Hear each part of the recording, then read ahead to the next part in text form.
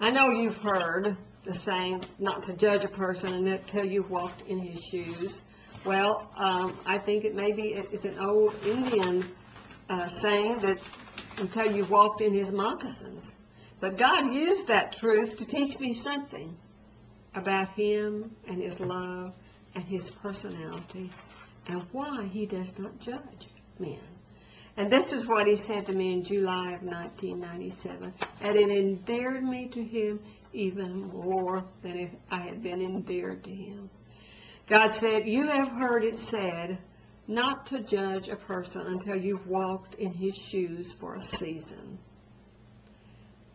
Then God said, "Men wonder why I do not judge. I don't judge because I do walk in the shoes of all men every day and every moment. And I know the thoughts and the intents of the heart of every man." He said, "I know their struggles against evil, and I know their struggles to do good. I know their self-condemnation when they have yielded to evil." And he said, "My compassion is constantly poured upon every human being when they are experiencing struggles.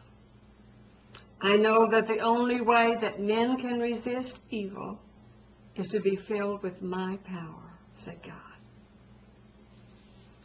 He said, "I delegated my power in the Holy Spirit to men so that they can not only resist evil, but destroy its works."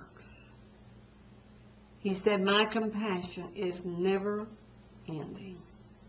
I know your struggles, and I know your battles, and I know your disappointments, and I know your grief, and the same with all men. And I understand," said God.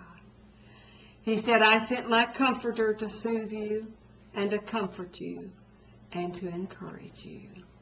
He is always available to all men with his compassionate, understanding, and loving words because he is my spirit," said God.